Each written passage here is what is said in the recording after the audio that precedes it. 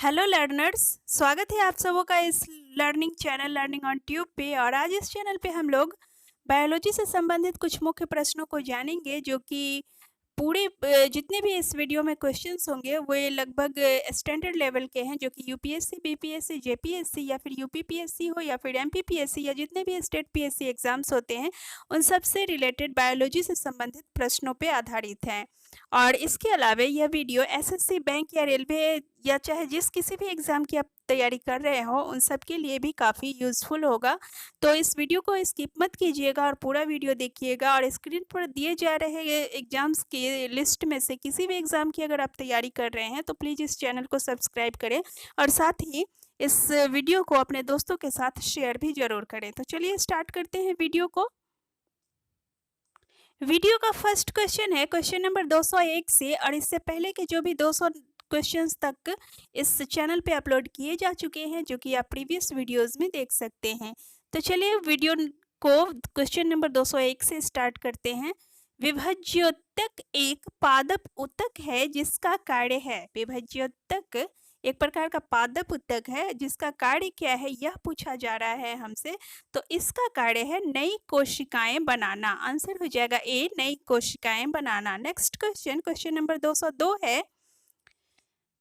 वाणिज्यिक काग निम्न की छाल से मिलता है। वाणिज्यिक काग जो कि बोतलों में लगी होती है, काग एक ठप्पे टाइप का रहता है, लकड़ी का बना होता है, वह ओक के पेड़ से मिलता है, ठीक है, जो कि हिंदी में बलूत कहा जाता है। नेक्स्ट है बाह्य त्वचा जो पत्तियों की सबसे बाहर की परत है उसमें छोटे छिद्र गैसीय विनिमय के लिए होते हैं। इन छिद्रों को कहते हैं, इन छिद्रों को क्या कहते हैं यह पूछा जा रहा है। तो इन छिद्रों को रंध्र कहा जाता है, ठीक है, जो कि पत्तियों की बाह्य त्वचा होती है और उसमें छोटे छोटे छिद्र जैसे दिखाई देते हैं। अगर आप गौर से देखें तो उसमें दिखाई देते हैं। यह गैसीय विनिमय के लिए होते हैं। इन छिद्रों को रंध्र कहते हैं। नेक्स्ट क्वेश्चन, जिस पादप में नर और मादा दोनों पुष्प उपस्थित हों उसे कहते हैं। तो ऐसे पुष्प को उभयलिंगाश्रयी अर्थात मोनेसियस कहते हैं। नेक्स्ट क्वेश्चन है, जीवाणु अवशून्य अर्थात सब जीरो तापमान पे निम्नलिखित समय तक जीवित रह सकते हैं। कितने तापमान तक जीवित रह सकते हैं? ऑप्शन देखते हैं कौन सा है। तो इसमें आंसर हो जाएगा 1000 सालों तक। कितने समय तक? लगभग 1000 सालों तक। एक बार और क्वेश्चन रिपीट करती हूँ। जीवाणु अवशून्य तापमान पर यानी कि सब जीरो तापमान पर निम्नलिखित समय तक जीवित रह सकते हैं, अर्थात 1000 सालों से अधिक समय तक जीवित रह सकते हैं। नेक्स्ट क्वेश्चन हो जाएगा, बाग की 1 ग्राम उर्वर मिट्टी में जीवाणुओं की संख्या निम्नलिखित तक हो सकती है। कितने तक हो सकती है यह पूछा जा रहा है। तो बाग की 1 ग्राम उर्वर मिट्टी में अगर हम माइक्रोस्कोप से देखें तो इसमें जीवाणुओं की संख्या लगभग 1 बिलियन और उससे भी अधिक हो सकती है। नेक्स्ट क्वेश्चन देखते हैं, सबसे पहले जीवाणु का शुद्ध संवर्धन प्राप्त करने वाला वैज्ञानिक था। वह वैज्ञानिक कौन थे जिन्होंने सबसे पहले जीवाणु का एकदम प्योर कल्चर किया था? वह कौन से वैज्ञानिक थे? तो आंसर होगा रॉबर्ट कोच, ठीक है। आगे चलते हैं, पौधों की निम्न बीमारियों पर विचार कीजिए। आलू का भूरा रॉट, नींबू का डाईबैक, गेहूं का करनाल बंट और गेहूं की टुंडू बीमारी। कह रहा है इनमें से कौन से कथन सत्य हैं, ठीक है। ये बीमारियां जो है इनमें से कह रहा है। दोस्तों इसमें थोड़ा सा मिसिंग है इस क्वेश्चन में। यहाँ पे होना चाहिए निम्न बीमारियों में से कौन सी बीमारी जीवाणुओं से संबंधित है, ठीक है। तो जीवाणुओं से संबंधित बीमारी है। इसमें एक लाइन हम लोग अपनी तरफ से यह जोड़ेंगे कि निम्नलिखित में से ऊपर दिए गए कथनों में से कौन सी बीमारी जीवाणुओं से संबंधित है। तो जीवाणुओं से संबंधित के आधार पर अगर हम देखें तो यहाँ पे हो जाएगा, एक तो आलू का भूरा रॉट जो है यह बीमारी और गेहूं की टुंडू बीमारी जो होती है यह जीवाणुओं से संबंधित है, क्योंकि जीवाणु इस रोग के कारक होते हैं। बाकी नींबू का ये जो डाइबैक है यह निमेटोड यानी कि सूत्रकृमि से संबंधित बीमारी है, और गेहूं का ये करनाल बंट जो होता है यह भी यह कवक से संबंधित बीमारी है। तो इस प्रकार से जीवाणुओं से संबंधित बीमारियां इसमें 1 और 4 है, तो आंसर हमारा हो जाएगा बी 1 और 4। नेक्स्ट पे चलते हैं, क्वेश्चन नंबर है 209। एमीज परीक्षण ऐसा परीक्षण है जो, तो आंसर हो जाएगा एमीज परीक्षण रसायनों की कैंसर जनकता को जानने के लिए जीवाणुओं पर किया जाता है। ठीक है, एमीज परीक्षण ऐसा परीक्षण है जो रसायनों की कैंसर जनकता को जानने के लिए यह जीवाणुओं पर किया जाता है। नेक्स्ट क्वेश्चन है क्वेश्चन नंबर 210। आनुवंशिकता को नियंत्रित करने वाले कारकों का जीन नाम निम्नलिखित वैज्ञानिक ने रखा। जीन नाम जो है वह डब्ल्यू जोहानसन ने दिया था। तो आनुवंशिकता को जो नियंत्रित करता है, जो कारक अर्थात जीन नियंत्रित करता है, और इस जीन का नाम जीन रखा था डब्ल्यू जोहानसन।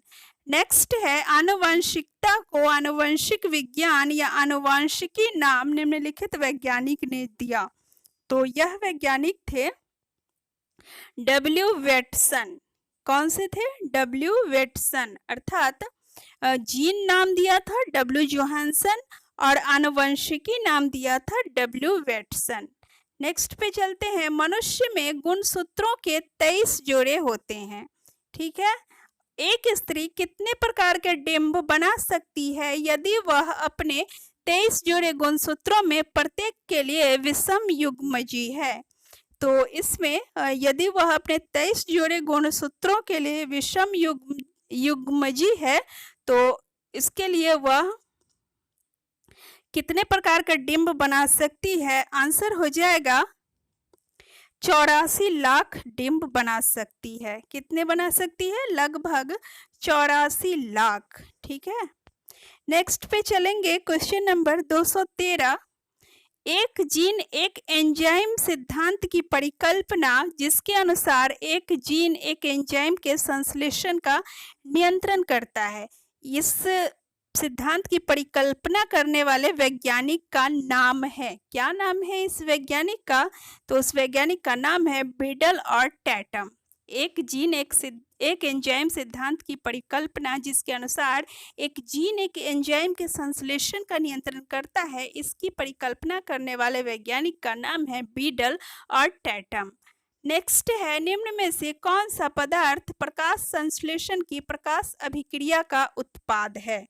तो प्रकाश अभिक्रिया का उत्पाद है, एक तो प्रकाश संश्लेषण की अभिक्रिया के बाद एक तो एटीपी ऊर्जा का उपोत्पाद के रूप में निकलती है और दूसरा ऑक्सीजन। ठीक है, तो ये दोनों हो जाएगा उत्पाद एटीपी और O2।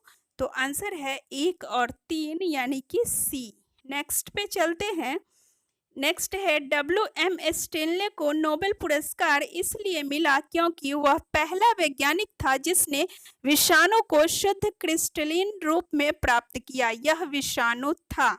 यह विषाणु कौन सा था? ऑप्शन देखेंगे कि कौन सा था। तो यह विषाणु था तंबाकू मोजेक विषाणु, अर्थात तंबाकू मोजेक वायरस। नेक्स्ट है क्वेश्चन नंबर 216। 216 कह रहा है, कवक मूल पादप मूल और निम्नलिखित का एक सहजीव सहचर्य है। तो कवक मूल और पादप मूल का एक सहजीव सहचर्य है कवक। नेक्स्ट क्वेश्चन नंबर 217, पादपों में सबसे बड़ा शुक्राणु मिलता है। तो पादपों में सबसे बड़ा शुक्राणु जो है अनावृत बीजी पौधों में मिलता है। नेक्स्ट क्वेश्चन है क्वेश्चन नंबर 218, दोहरे निषेचन के संबंध में निम्न कथनों पर विचार कीजिए। तो इसमें से क्वेश्चन क्या पूछ रहा है? क्वेश्चन हमारा इसमें है कि इनमें से कौन से कथन सत्य हैं? तो सत्य कथन जो है इसमें से सत्य कथन है दोहरे निषेचन के संबंध में। तो इसमें दोहरे निषेचन से सभी बीज वाले पौधों दोहरे निषेचन सभी बीज वाले पौधों का विशेष गुण है। नहीं, यह नहीं होगा। और दूसरा कह रहा है इसमें पराग नलिका द्वारा छोड़े गए 2 नर गैमीट का एक अंडाणु से निषेचन होता है, यह भी गलत है। और इसमें पराग नलिका द्वारा छोड़े गए एक नर गैमीट का एक अंडाणु से निषेचन होता है तथा दूसरा नर गैमीट एंडोस्पर्म के नाभिक से निषेचन करता है, यह सही है। और यह एंजियोस्पर्म का एक विशेष गुण है, यह भी सही है। अर्थात 3 और 4 सही है, तो आंसर होगा सी 3 एवं 4। नेक्स्ट क्वेश्चन है क्वेश्चन नंबर 219। यह प्रमाणित किया जा चुका है कि परिपक्व पादप कोशिकाओं को अगर अलग कर दिया जाए तो वे नए पादपों में परिवर्तित हो सकती हैं। यह परिघटना क्या कहलाती है? तो यह परिघटना या यह फेनोमेनन कहलाती है पूर्ण शक्तता अर्थात टोटीपोटेंसी। क्या कहलाती है? यह टोटीपोटेंसी कहलाती है, जिसे हिंदी में पूर्ण शक्तता कहते हैं। नेक्स्ट क्वेश्चन पे चलते हैं। क्वेश्चन नंबर 220 है, सभी उच्च वर्गीय पादप और प्राणी द्विगुणित हैं, यानी उनकी कोशिकाओं में गुणसूत्रों के 2 सेट होते हैं। ऐसे पादपों का परिवर्धन परिपक्व पराग कणों जो कि अगुणित होते हैं से भी हो सकता है। यह सबसे पहले प्रमाणित गुहा एवं माहेश्वरी ने किया था। आंसर हो जाएगा ए, गुहा और माहेश्वरी। नेक्स्ट क्वेश्चन, निम्न पौधों पर विचार कीजिए। ओट, मोटी ज्वार, रतालू और गन्ना। इस क्वेश्चन में भी थोड़ा सा मिसिंग है, पूछ रहा है इनमें से कौन से कथन है। तो यह क्वेश्चन फुलफिल नहीं हो रहा है, तो यहाँ पे एक लाइन छूट गई है। यहाँ पे होगा इनमें से कौन सी खाद्य फसलें हैं। तो इनमें से खाद्य फसलें हैं, एक तो ओट है और मोटी ज्वार और रतालू, ये सब खाद्य फसलें हैं। ओट भी है खाद्य फसलें, मोटी ज्वार जिसकी रोटी बनाई जाती है, और रतालू भी इसकी भी रोटी वगैरह बनाई जाती है। तो ये सब खाद्य फसलें हैं। तो आंसर इसमें हो जाएगा 1, 2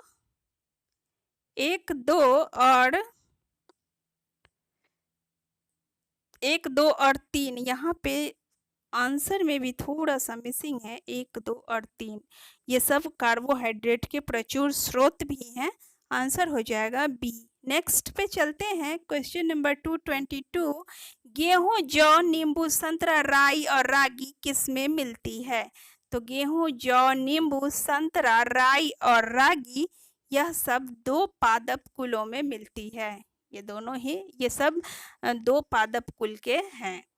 ठीक है, गेहूं, जौ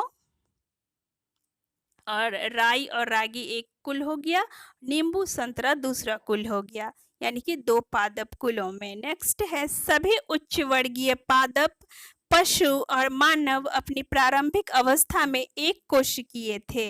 यह कोशिका यानी कि युग्मनज लगातार विभाजित होकर सारी कायिक कोशिकाएं बनाती है जो शुरू में एक समान होती हैं।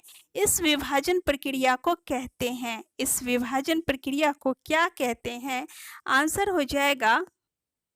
इसका आंसर हो जाएगा सूत्री विभाजन यानी कि माइटोसिस। नेक्स्ट है, एक कोशिका के विभाजन के लिए आवश्यक है कि उसके डीएनए की भी प्रतिकृति अर्थात रेप्लिकेशन हो, ताकि हर नई कोशिका को एक समान डीएनए मिले। यह प्रतिकृति बनती है। तो यह प्रतिकृति मतलब कि कोशिका के विभाजन वाला जो होता है प्रोसेस, यह माइटोसिस में होता है। तो माइटोसिस जो है माइटोसिस अंतरावस्था को हिंदी में माइटोसिस को हिंदी में अंतरावस्था कहा जाता है। तो आंसर हो जाएगा अंतरावस्था, जो कि कोशिका के मतलब केंद्रक का विभाजन होता है। एक्चुअली यह माइटोसिस के प्रारंभ होने से पहले की अवस्था है अंतरावस्था, इसलिए आंसर हो जाएगा अंतरावस्था, जो कि इस क्वेश्चन के आंसर को फुलफिल करता है। नेक्स्ट क्वेश्चन है, इनमें से परिस्थितियों का कौन सा समूह कपास की अच्छी फसल के लिए अनिवार्य है? तो कपास की अच्छी फसल के लिए अनिवार्य परिस्थितियां हैं ऊंचा तापमान और संयत वर्षा और इसके अलावा पुष्पन के समय शुष्क मौसम।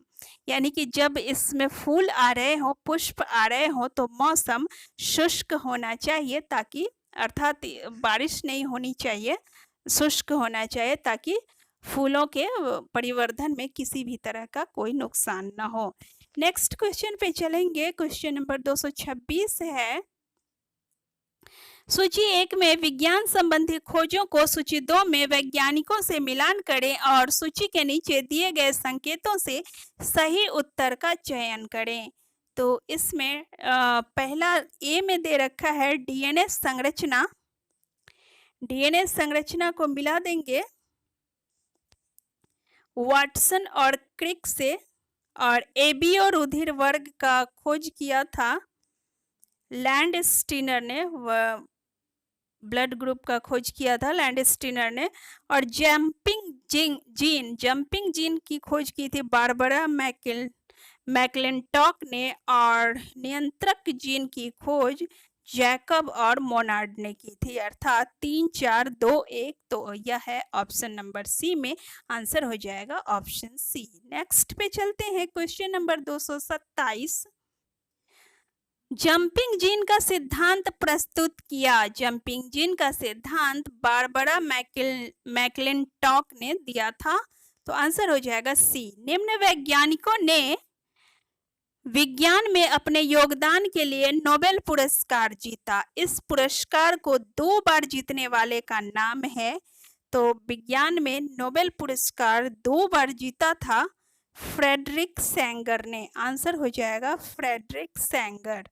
नेक्स्ट क्वेश्चन, क्वेश्चन नंबर 229, पादपों की प्रकाश संश्लेषण क्रिया धरती के सभी जीवों को जीवित रखती है। इस क्षेत्र में अपने योगदान के लिए निम्नलिखित वैज्ञानिक को नोबेल पुरस्कार मिला। तो इस क्षेत्र में अपने योगदान के लिए नोबेल पुरस्कार पाने वाले वैज्ञानिक थे मेल्विन केल्विन। ठीक है, अगले क्वेश्चन पे चलते हैं। क्वेश्चन नंबर 230 है, क्राउनी मिल्ड्यू। क्राउनी मिल्ड्यू फसलों में होने वाली एक कवकीय बीमारी है। निम्न में से कौन सी फसलें इस बीमारी से प्रभावित होती है? तो क्राउनी मिल्ड्यू बीमारी जो है यह अंगूर में भी होता है, सरसों में भी होता है, मोती ज्वार में भी होता है, और मूली में भी होता है। अर्थात 1 2 3 और 4 सभी फसल में होता है। आंसर हो जाएगा सी। नेक्स्ट है अफीम, जो कि एक पादप उत्पाद है, निम्नलिखित से प्राप्त किया जाता है। तो अफीम प्राप्त किया जाता है सूखे लैटेक्स से। नेक्स्ट क्वेश्चन, क्वेश्चन नंबर 232, नई कोशिकाओं के बनने से संबंधित ऊतक है। नई कोशिकाओं के बनने से संबंधित ऊतक हरित ऊतक नहीं होगा, मृद ऊतक नहीं होगा। आगे देखते हैं कौन सा ऑप्शन है। तो यहाँ पे दृढ़ ऊतक भी नहीं होगा, और लास्टली विभज्योतक, ये डी हो जाएगा, अर्थात मेरिस्टम। ठीक है, एक बार और क्वेश्चन को रिपीट करेंगे। नई कोशिकाओं के बनने से संबंधित मुख्य ऊतक है विभज्योतक, यानी कि मेरिस्टम। मेरिस्टम। नेक्स्ट क्वेश्चन, शर्करा की मात्रा गन्ने में घट जाती है। कब घट जाती है? जब पकने के समय तापमान बढ़ जाए। तो आंसर हो जाएगा डी। यदि गन्ना पकने पे आ चुका हो, पकने की स्थिति में, उस समय अगर तापमान ज्यादा हो जाता है मौसम का, तो शर्करा की मात्रा गन्ने में घट जाती है। नेक्स्ट क्वेश्चन पे चलेंगे। क्वेश्चन नंबर 234 है, उपजाऊ मिट्टी जो सामान्य फसलें उगाने के लिए अनुकूल है, उसका पीएच मान निम्नलिखित होना चाहिए। तो सामान्य फसलें उगाने के लिए मिट्टी का पीएच मान 6 से 7 होना चाहिए। अर्धसूत्रण की पूर्वावस्था 1 में समजात गुणसूत्रों के युगल बनाने की क्रिया को, तो समजात गुणसूत्रों के युगल बनाने की क्रिया को कहते हैं,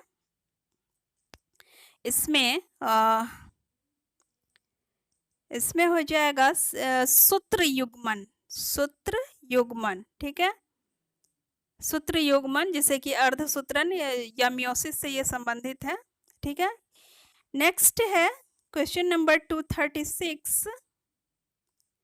इसमें मिलाने वाला है, मैचिंग टेस्ट है, अनुसंधान संस्थान है सूची 1 में और सूची 2 में स्थान दिए गए हैं, अर्थात कौन से अनुसंधान संस्थान किस स्थान पे हैं, इसको मिलाना है। तो केंद्रीय शुष्क मंडल अनुसंधान संस्थान है जोधपुर में, इसको ए को जोधपुर से मिला देंगे। ठीक है, जोधपुर में है। नेक्स्ट है केंद्रीय वर्षाहीन कृषि अनुसंधान संस्थान, तो यह है हैदराबाद में, तो इसे हैदराबाद से मिलाएंगे। नेक्स्ट है भारतीय घास भूमि और चारा अनुसंधान संस्थान, भारतीय घास भूमि और चारा अनुसंधान संस्थान झांसी में है और नेशनल डेयरी अनुसंधान संस्थान करनाल में है। तो इस प्रकार से आंसर है 3 4 1 2। तो 3 4 1 2 का ऑप्शन है, ऑप्शन नंबर सी में आंसर हो जाएगा सी। नेक्स्ट क्वेश्चन, चूहे में मानव वृद्धि हार्मोन जीन डालकर उसके आमाप यानी कि साइज को सामान्य से 8 गुना बढ़ा देने की तकनीक कहलाती है। तो यह तकनीक कहलाती है आनुवंशिक इंजीनियरिंग यानी कि जेनेटिक इंजीनियरिंग। नेक्स्ट है इनमें से कौन सी प्रक्रिया जीव प्रौद्योगिकी के अंतर्गत आती है। तो जीव प्रौद्योगिकी के अंतर्गत आती है, अर्थात बायोटेक्नोलॉजी के अंतर्गत जीवों या उनसे प्राप्त पदार्थों का औद्योगिक प्रक्रियाओं में प्रयोग को बायोटेक्नोलॉजी कहते हैं। नेक्स्ट है हीमोफीलिया एक आनुवंशिक रोग है जिसका या फिर जिसकी वाहक है। तो इसका वाहक कौन है, आंसर हो जाएगा स्त्रियां वाहक होती है और यह पुरुषों में अभिव्यक्त होता है। तो आंसर हो जाएगा बी, हीमोफीलिया रोग की वाहक स्त्रियां होती हैं और यह उभर करके पुरुषों में सामने आता है। नेक्स्ट क्वेश्चन है क्वेश्चन नंबर 240 यानी कि इस वीडियो का लास्ट क्वेश्चन। निम्न फसलों पर विचार कीजिए, मक्का, आलू, तंबाकू और गेहूं दिए गए हैं। तो इसमें से क्वेश्चन क्या है, क्वेश्चन देख लेते हैं क्या पूछा जा रहा है। इसमें से कह रहा है नीचे दिए कूटों की सहायता से सही उत्तर का चयन कीजिए, लेकिन इसमें भी क्वेश्चन मिसिंग है। निम्न फसलों पर विचार कीजिए और नीचे दिए गए कूटों की सहायता से सही उत्तर का चयन कीजिए, इसमें क्वेश्चन मिसिंग है। क्वेश्चन एक्चुअली यह है कि इनमें से कौन सी फसल अमेरिका की सबसे मुख्य धान्य फसल है। ठीक है, तो अमेरिका की सबसे मुख्य धान्य फसल अर्थात खाद्यान्न फसल जो है वह है मक्का। तो आंसर हो जाएगा 1 मक्का। ठीक है, तो हो जाएगा ए जो कि मक्का में ऑप्शन ए में दिया गया है, आंसर हो जाएगा ए मक्का। तो ये था वीडियो का लास्ट क्वेश्चन। नेक्स्ट क्वेश्चंस अगले वीडियो में कंटिन्यू करेंगे, तब तक के लिए बाय बाय।